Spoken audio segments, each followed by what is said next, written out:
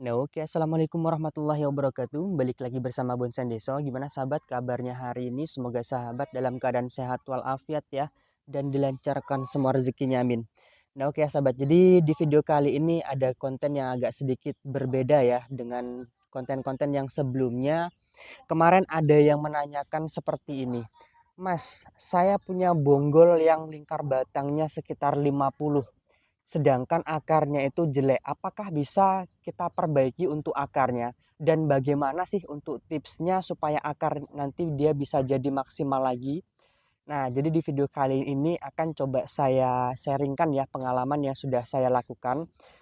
Pengalaman saya dulu memang kalau untuk bonggolan anting putri karena kita belum tahu apa ya, kita awal belajar dulu belum tahu tentang masalah program akar, masih suka-suka itu yang penting dibuat taman seperti itu ya, kita gundulin-gundulin dan tidak kita apa ya, utamakan untuk program akar ya. Setelah berjalannya waktu, berkembangnya zaman, berkembangnya kontes, memang sangat signifikan sekali ya teman-teman untuk membuat programan akar itu sangat-sangat penting ya.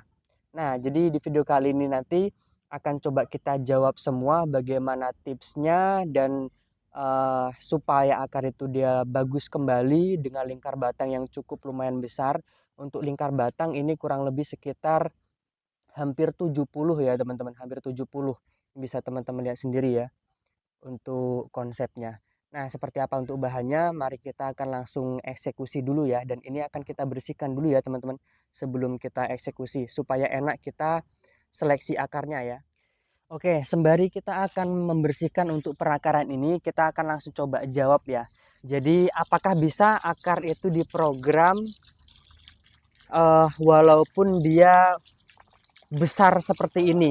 Nah, pertanyaan yang pertama itu langsung saya jawab saja, bisa ya teman-teman. Sangat-sangat bisa karena uh, selama kita masih program semuanya itu masih bisa diupayakan ya. Itu yang pertama ya teman-teman.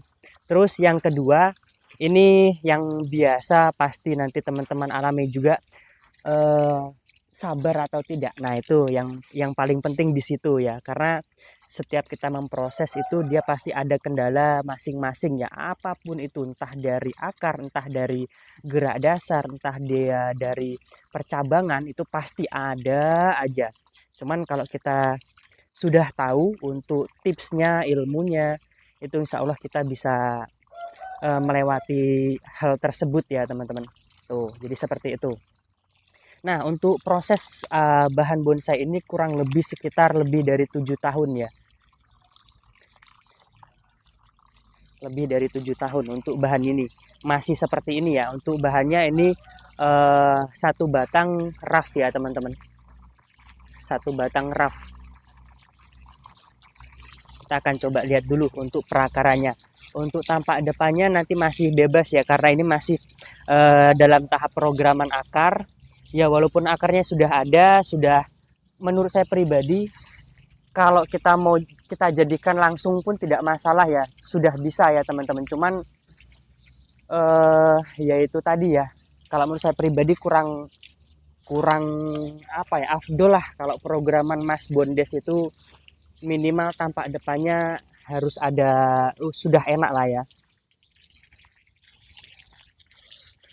Pasti nanti setelah saya buat video ini ada pertanyaan seperti ini, Mas kira-kira berapa lama untuk bisa jadi akarnya yang sudah cukup enak itu, perkiraan berapa lama? Itu pasti nanti ada pertanyaan seperti itu. Kita akan langsung jawab ya. Untuk pemrograman akar seperti ini itu tidak bisa ditentukan ya teman-teman. Dalam artian tidak bisa ditentukan itu seperti apa Mas? Dalam artian jadi kita lihat dari kondisi pohonnya juga. Kalau kondisi pohon subur ya, dengan kita program lingkar apa ya, lingkar batang ini sekitar kurang lebih ya 60-an ya, 65, itu biasanya per 3 tahun ya teman-teman. 3 tahun itu akar dia sudah enak lah dilihat walaupun belum maksimal ya, belum belum ke tahap pemecahan ke anak akar ya teman-teman. belum pemecahan ke akar. Cuman kalau nanti sudah di atas 5 tahun itu waduh udah angker banget ya. Dan yang pasti ini bahan satu-satunya ya teman-teman, bahan raft satu-satunya yang saya miliki.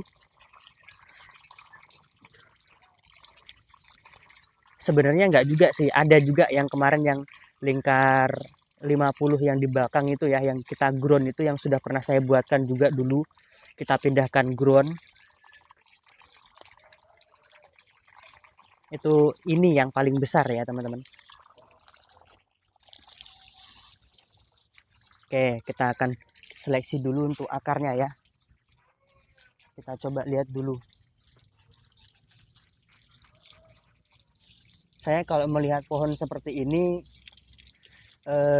jiwa apa ya? Jiwa eksekutorku meronta-ronta ya. Berhubung ini untuk akarnya belum terlalu maksimal. Ya walaupun sudah keliling belum terlalu maksimal. Pengen rasanya saya eksekusi semuanya ini. Oke, kita akan eksekusi dulu untuk tunas-tunas barunya.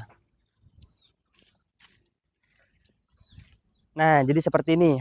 Pertanyaan pertama sudah kita jawab ya, teman-teman. Jadi, apakah bisa untuk pohon sebesar ini kita program lagi akarnya? Tentu sangat-sangat memungkinkan atau sangat-sangat bisa ya. Itu yang pertama. Nah, ini jadilah teman-teman ya. Bisa kita buat bibitan ya, bagus ini. Cakep nih. Yang pertama bisa, tinggal telaten atau tidak. Terus ketika pohon sebesar ini biasanya ya yang saya alami ketika kita program seperti ini itu biasanya kan banyak tumbuh akar serabut seperti ini. Itu kita harus betul-betul apa ya kalau bahasanya itu kita harus betul-betul mengupayakan akar yang kita program ini itu betul-betul harus kita besarkan. Jadi misalkan ada akar yang tidak perlu itu harus betul-betul langsung dibuang ya karena itu sangat menghambat pertumbuhan ya teman-teman. Sangat-sangat menghambat pertumbuhan.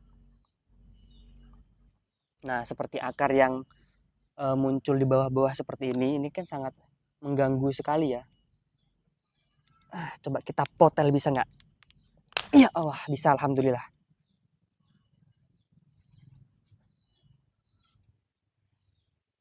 Harus betul-betul konsisten ya teman-teman. Kalau untuk programan akar, masalah programan akar ini ya. Harus betul-betul konsisten. Karena kalau tidak konsisten kita agak sedikit susah ya. Kita sudah kalah di waktu. Yang kedua, hasilnya juga nggak maksimal kalau kita tidak konsisten. Makanya sekarang ya kurang lebih sekitar 4 tahun ini saya mengatakan bahwa sering sekali di konten itu membicarakan tentang masalah program akar. Ya inilah ya teman-teman. Konsekuensinya seperti ini. Kita sudah kalah di waktu, akar jelek. Ya kita percuma ya. Program udah lama hasilnya nggak maksimal. Itu yang saya maksud. Jadi diupayakan pokoknya sebisa mungkin harus betul-betul dimaksimalkan ya. Diusahakan betul ya teman-teman. Ini akar-akar baru yang tumbuh seperti ini kita buang aja ya.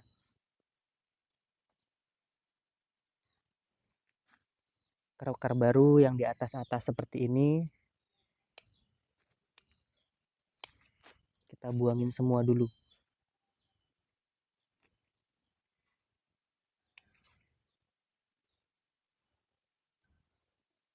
Oke, untuk yang kedua sudah kita jawab juga tadi ya. Jadi diusahakan harus betul-betul konsisten ya. Apalagi kita membuat akar ulang. Jadi kita, ibarat katanya ini habis cangkok, ya kita harus tata ulang untuk akarnya ya. Kelemahannya kalau dia bahan seperti ini memang itu karena dia awal mulanya bonggolnya sudah besar, jadi untuk penataan akar juga kurang enak ya. dibandingkan kita program akar itu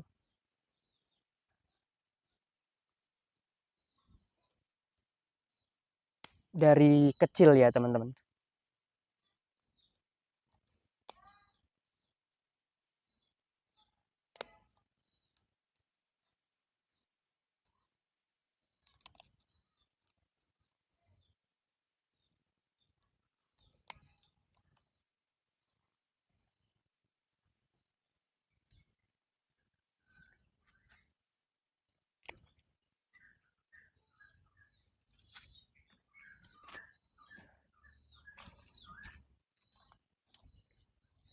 Oke.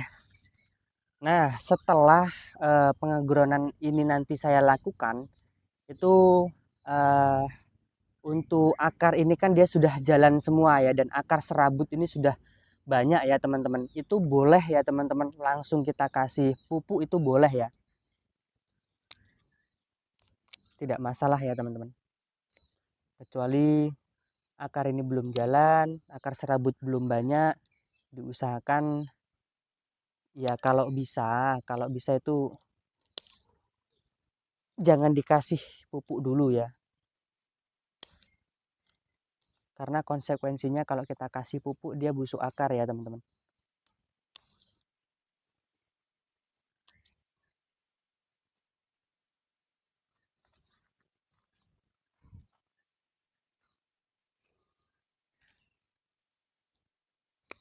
Nah, untuk membantu pembengkakan di sini kita biarkan satu ya. Ini ada tunas satu, jadi ini kita biarkan dulu ini.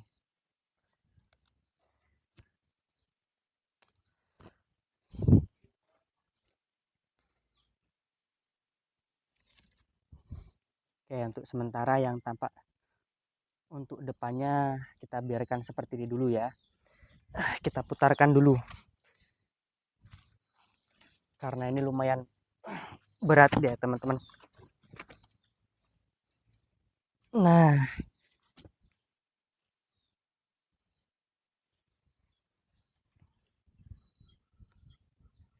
ini sambil kita sharing ya. Jadi untuk pengalaman-pengalaman seperti ini sebenarnya kan eh, ilmu-ilmu dasar atau paling sederhana ya. Cuman terkadang kita sebagai pemula ya, walaupun eh, ya saya juga masih belajar ya, itu sering menghiraukan hal-hal seperti ini ya teman-teman. Padahal ini sangat penting sekali ya, sangat-sangat penting sekali nih. Tunas-tunas yang tumbuh di bawah seperti ini, dia bisa menghambat pertumbuhan di atas. Makanya kadang-kadang saya sering dikasih lihat untuk programan teman-teman itu, kadang-kadang dia menguning juga salah satunya itu. Jadi terlalu banyak tunas-tunas air yang muncul di bawah seperti ini, itu nutrisi yang di atas itu kan berkurang, jadi dia pohonnya nggak sehat ya, atau bisa jadi menguning ya teman-teman.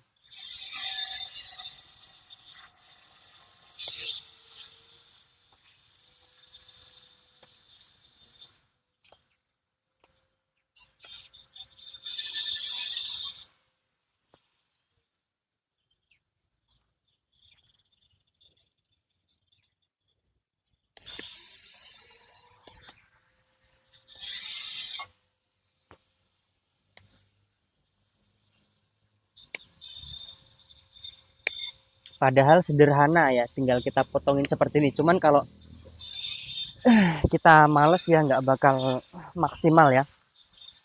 Untuk media, nah ini untuk terakhir ya, untuk media itu disesuaikan saja ya teman-teman, disesuaikan dengan kondisi wilayah masing-masing. Kalau memang tidak harus berpatokan di tempat saya ya, karena yang tahu sebenarnya seperti ini ya, yang tahu media pasnya di daerah teman-teman itu pakai media apa ya, itu teman-teman sendiri ya. Karena yang tahu cuaca kondisi di lingkungan teman-teman kan ya teman-teman sendiri. Kalau saya supaya memudah, apalagi masih programan akar ya, supaya memudahkan untuk program, dia lebih mudah di program itu pakai media apa? Saya pakai pasir bangunan ya teman-teman. Pakai pasir bangunan. Kalau untuk masalah pupuk, kalau ada ya dekastar, kalau tidak ada ya kotoran hewan. Nah, jadi seperti itu. Untuk kotoran hewannya apa, Mas? Kalau saya sih biasa pakai kohe kambing.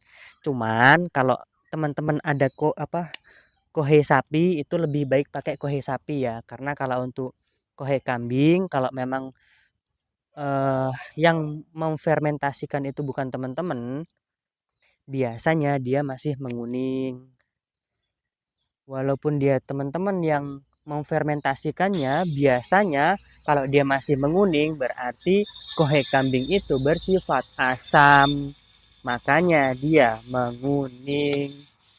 Tuh, jadi seperti itu. Itu sepengalaman saya ya.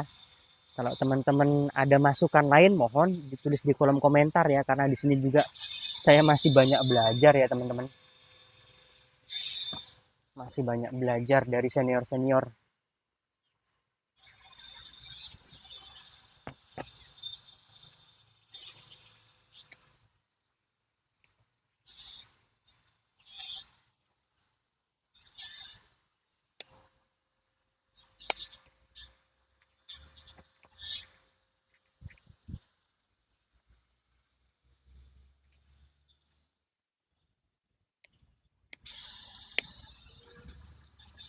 Oke, tinggal atasnya kita rapikan ya.